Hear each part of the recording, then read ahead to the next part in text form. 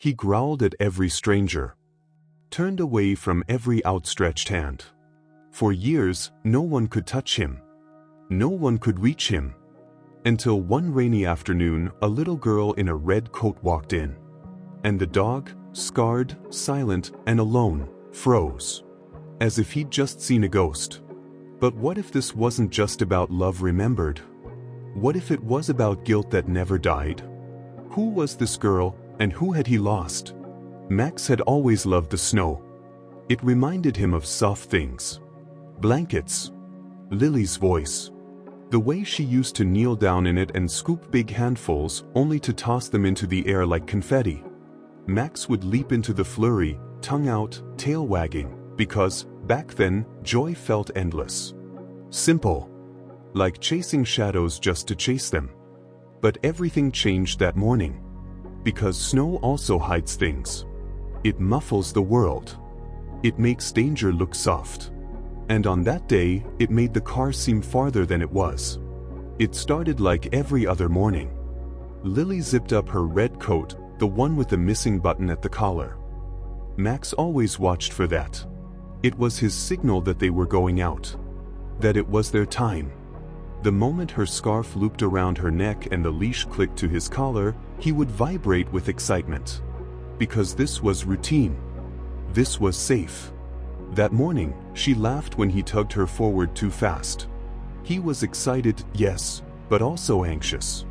The snow was falling harder than usual. Something in him felt off. But dogs can't explain a feeling. They only pull. And Max pulled hard. Because he wanted to cross early. Because the sidewalk was icy. Because he heard something like a rumble under the silence. Because he thought they'd be okay. But they weren't. The car came too fast. One moment Lily was at his side. The next, her hand slipped from the leash. Her boots lost traction. And then, nothing. Just a crack. A sound he'd never heard before. Not thunder. Not a bark. Just final. Max froze. Because the leash was still bouncing. Because her red coat no longer moved. Because the world went silent again and she didn't get up. And here's where it gets complicated. Max didn't stay. He didn't nudge her or bark for help or chase the car like movies tell us dogs do. He ran. Not out of instinct. Not out of fear. He ran because something inside him broke. Because as he stared at her body, crumpled, still, unreal, something told him it was his fault. He was the one who pulled. He was the one who didn't listen when she said, "Wait, Max."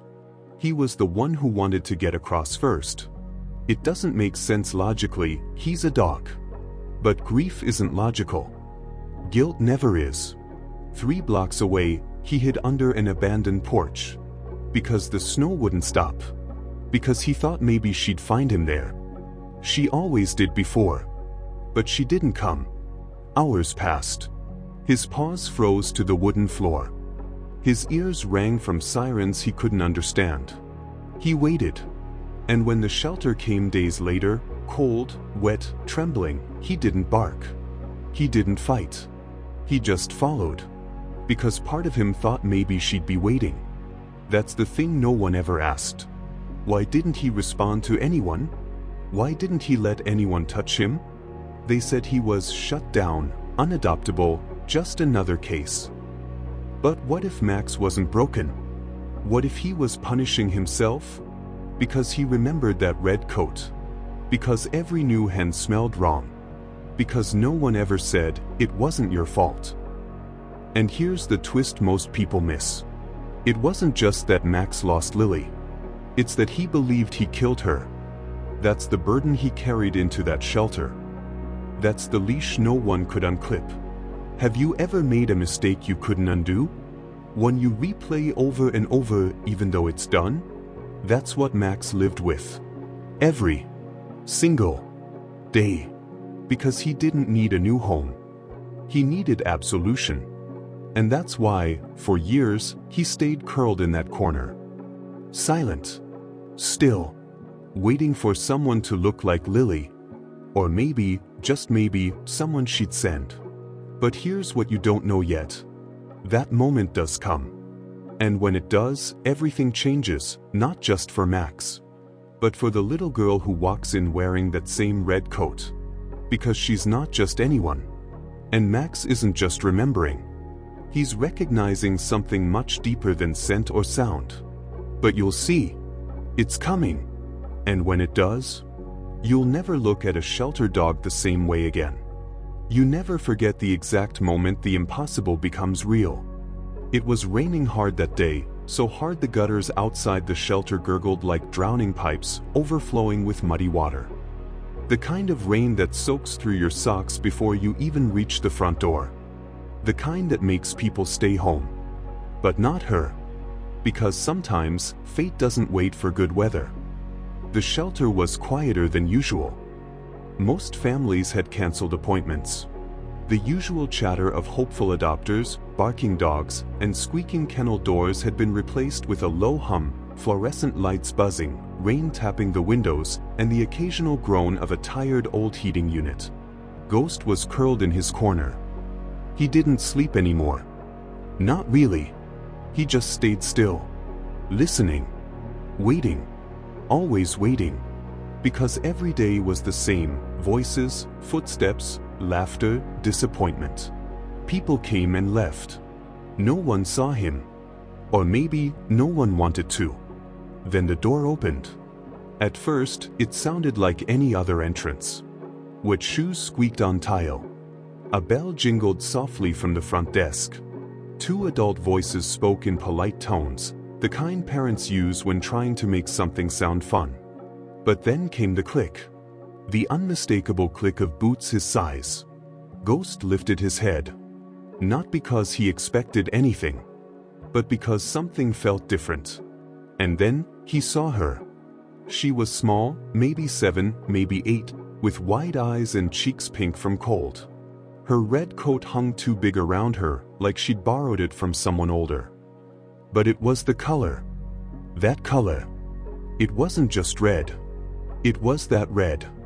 Lily's red. The same impossible crimson that used to shine against white snow, the shade of joy and safety and memories buried too deep for a dog to understand, but impossible to forget. Most dogs bark when strangers enter. Ghost didn't. Because something told him not to. Because every hair on his back stood up, but not from fear. Because her eyes looked right into him. And then he stood. The staff noticed immediately. "Whoa, Ghost," one of the volunteers gasped, dropping a clipboard. Another stepped in front of the little girl, instinctively protective. Because Ghost had never moved toward anyone. He didn't approach. He didn't engage. He didn't care. Until now. He took one step. Then another. His legs trembled, not from age, but from memory. Each step was hesitant, like walking through a dream you're afraid to wake up from. Because what if she vanished? What if she was just another ghost? The girl didn't flinch. She didn't step back or hide behind her dad's leg. Instead, she knelt. Right there on the cold, wet floor. No hesitation. No fear. Just something else, something deeper. She leaned forward, lowered her voice, and whispered, "Hey, buddy. Remember me?" No one moved. The room froze. Even the rain outside seemed to hold its breath. And then, Ghost collapsed. Not violently. Not dramatically. He just folded into her arms. Like gravity had given up on him. Like every ounce of weight he'd carried had finally found a place to rest. His ribs pressed against her small hands. His nose tucked under her chin. He let out a sound, half whimper, half exhale, that could only be described as relief. You might be wondering how this makes sense. How could a dog remember someone he's never met? How could a child speak as if they'd known each other in another life? Because some things aren't logical. Because grief doesn't end when the heartbeat stops. Because love doesn't always care about timelines. Here's what you don't know yet. That little girl? She wasn't Lily. But she was Lily's niece. They never met, Lily died before she was born. But she'd heard stories, seen the photos, watched that grainy home video where a young woman in a red coat danced in the snow with her dog. And she'd begged her parents, "Can we just visit a shelter today? Please?" Because something in her felt pulled. So here's the real question. Did Ghost recognize her scent? Her eyes? Or was it something else? Did he recognize hope? Did he feel the weight of someone who carried Lily's love forward? Did her voice match a dream he'd been chasing through years of silence? We may never know. But what happened next changed everything. Because he refused to leave her side. Because for the first time in years, he ate. Because that night, he slept, really slept, his body curled against her feet like nothing had ever gone wrong. What if closure doesn't come in words? What if healing shows up in small hands and second chances? And what if the ones we've lost send someone in their place? That question, is this really goodbye, or do some hearts find their way back? That's the question that keeps you watching. Because the story isn't over yet. And what happens next? You won't see coming. The girl stood at the kennel, eyes locked on the dog behind the bars. Then she turned and said, calm as anything, "His name isn't Ghost. It's Max." The room fell quiet. Shelter staff exchanged puzzled looks. No one had mentioned that name. Max was his old name, buried deep in intake files, unseen by anyone since the fire. And this girl, Elena, had never been here before. Never met the dog. Her family didn't even own a pet. Her mom laughed it off. "Where'd you hear that?" Elena shrugged, fiddling with her sleeve. "He told me. In a dream." That silenced everyone. Because kids say weird things. But some things feel different. Heavier. And dreams? Dreams don't usually know names buried 6 months deep. The next day, Elena didn't return. But Ghost changed. He stopped eating. Stopped pacing. Just lay there, eyes open, ears twitching at every sound, waiting. By day 3, he began to cry. Not a whine. Not a bark. A low, aching sound that crawled from his chest and filled the room with something no one could name. A new volunteer heard it and wept. Then came the scratching. Not wild. Not violent. Just desperate. Slow. Repetitive. Like he was digging for something no one could see. He bloodied his paws. They patted his kennel. It didn't help. He wanted out, but only if she was waiting. Elena returned that Friday. The second she walked in, Ghost stood up, frozen. Then came the bark. Soft. Sharp. Familiar. Then another. And another. Then he howled. It wasn't loud. It wasn't long. But it cut. Like a wound cracking open. Elena didn't flinch. She stepped closer. Eyes wide, voice soft. He said he lost someone in red. He tried to help. But he ran. Her mother stared at her. No one had ever told Elena about Lily. Lily was Max's girl. The one he couldn't save. The one in the red coat. The one he dragged by the sleeve until the smoke took over and instinct told him to run. And he never forgave himself. How could Elena know that? She couldn't. Unless she'd felt it. Unless Ghost had shown her. People whispered, reincarnation, fate, coincidence. But one old staffer said something different. Animals remember pain, he muttered, watching Ghost press his body against the bars. Not like us. Deeper. They don't forget the fire. The loss. The guilt. Ghost wasn't just missing Elena. He saw her. Not with his eyes, but with something older. Sharper. He saw Lily. And Elena? She needed to be seen, too. There was one more thing no one knew. Elena once had a sister. A sister who wore a red coat. A sister who didn't survive the crash. The coat still sat in her closet. Folded. Untouched. It smelled like cinnamon gum and lavender. Elena hadn't spoken about her in a year. Until now. Until Max. So you have to wonder, what happens when two broken souls find each other? When one is haunted by what he couldn't fix, and the other by what she couldn't forget? Maybe this wasn't about a dog finding a home. Maybe it was about a heart finally hearing the words it had waited for. It wasn't your fault. Because healing doesn't always come from knowing. Sometimes, it comes from being known. Ghost didn't bark when Elena returned. He didn't run. He simply stood there, rigid, breath held, eyes locked on the girl in red. Because something had shifted. Her scent.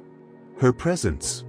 The weight she carried, silently, like she was searching for something she didn't fully understand. And Ghost had always known how to read grief long before it was ever spoken aloud. Meanwhile, Elena crouched by his kennel, holding something tight in her fist. She hadn't said much since stepping inside. No jokes. No laughter.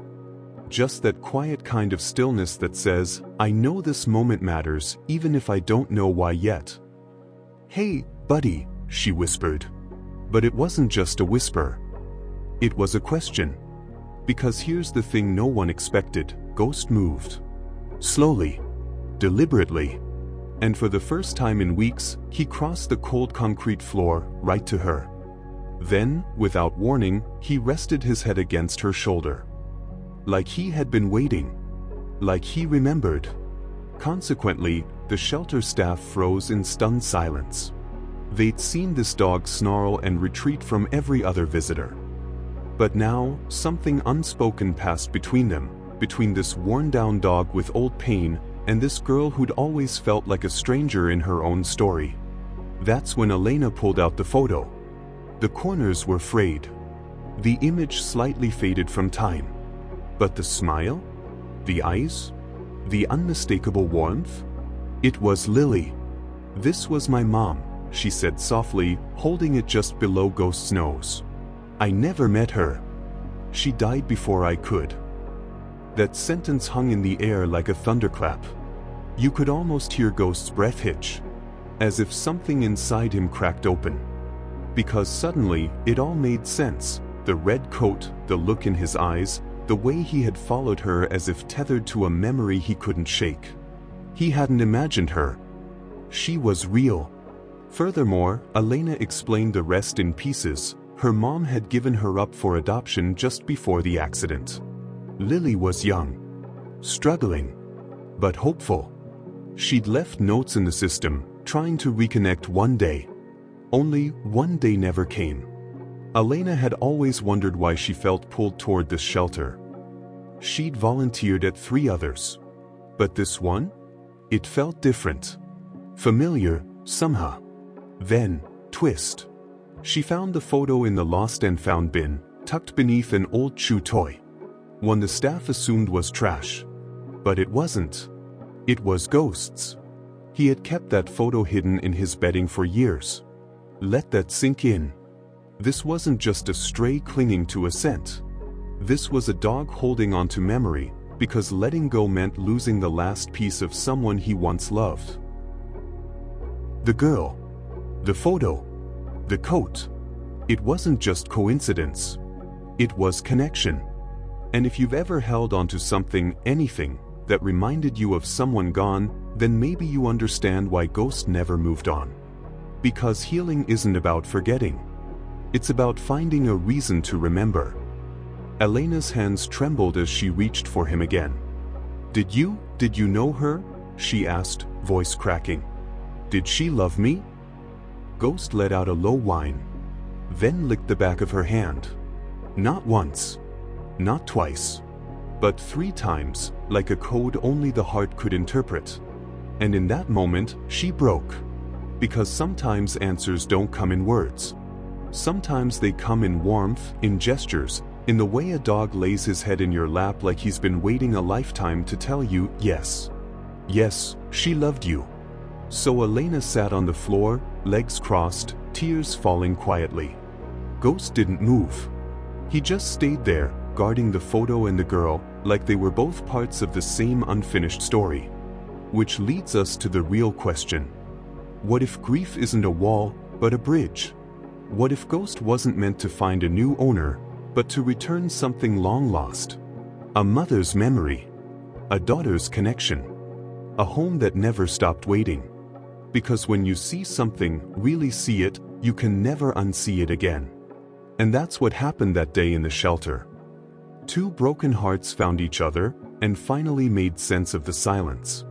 They say some animals never forget. But Ghost, he didn't just remember. He carried it. Because what happens when grief doesn't end in silence? What if it lives on, not in words, but in glances, in routines, in the quiet spaces between one heartbeat and the next? The first morning Elena brought Ghost home, he didn't explore. He didn't sniff the corners or wag his tail like a dog discovering new territory. Instead, he stood by the door, eyes fixed on the window, waiting for something. Or someone. Meanwhile, Elena unpacked slowly. Her room still smelled like old cardboard and fresh paint. She'd moved in 3 weeks earlier, hoping a change would feel like closure. But it hadn't. Not yet. Then, Ghost sat. Right by the front door. Motionless. As if he was guarding something unseen. Because that's how grief lingers. It doesn't always come crashing down. Sometimes it arrives quietly, like an old dog resting by a new threshold, refusing to let go of yesterday. Every morning after that, they walked the same path. Down Sycamore Street. Left at the pharmacy. Past the intersection with the crooked stop sign, the one you'd only notice if you knew what to look for.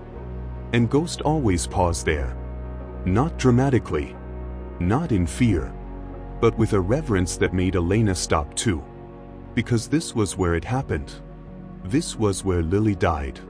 Ghost would stop at the curb. Sit. Look both ways. Then, only then, step forward. Not because he feared traffic, but because he remembered the cost of forgetting. Consequently, Elena began to see their walks differently. It wasn't about exercise. It was about ritual. About honoring something that once was. Something that still lived inside both of them, in pieces they couldn't name. He never pulled on the leash. Never ran ahead. Never rushed. That's what made it different. This wasn't about finding a new beginning. It was about honoring what came before. And that's what no one tells you about healing. It's not about erasing the past. It's about learning to walk with it. Meanwhile, Elena began to notice things Ghost did only with her. He'd press his head against her arm when she cried. He'd sleep by her door, not on his bed. He'd nudge her hand when she got quiet, like he could feel memories creeping in. But the most surprising thing? He never barked again. Not at thunder. Not at strangers. Not even at the mailman. As a result, the silence between them stopped feeling heavy and started feeling whole. Because some bonds don't need noise to be real. They just need presence. One night, Elena woke to a low whimper. She rushed out of bed and found Ghost curled up at the edge of the hallway, trembling in his sleep. His legs twitched. His breathing hitched. His eyes moved under closed lids like he was chasing something or someone. Elena knelt beside him. "It's okay," she whispered. "I'm here." And when he opened his eyes, he didn't look around wildly. He didn't panic. He looked straight at her and sighed. Then he crawled forward, slow and heavy, and laid his head in her lap. That's when she realized something simple, something powerful. He wasn't afraid of the dreams. He just needed to know someone would be there when he woke up. Which leads us to a question you may have asked yourself before. Is it possible for love to survive across lifetimes? Because Ghost never acted like she was just a new person. He followed her like he already knew her voice. He laid at her feet like he remembered her scent. And sometimes, when she laughed just right, he'd tilt his head, like he was hearing someone else's echo layered on top of hers. Maybe he saw Lily in Elena. Or maybe Lily sent her. It doesn't matter which. What matters is this. Ghost never let go again. He didn't guard the door. He walked beside her. He didn't chase shadows. He listened for her footsteps. And when he cried in his sleep, he woke up just to check, to see if she was still there. Because love, real love, doesn't disappear. It just waits. Sometimes for years. Sometimes in silence. Sometimes in the body of an old dog and the heart of a girl searching for home. And maybe that's all we're really doing. Trying to find the parts of ourselves we left in someone else's memory.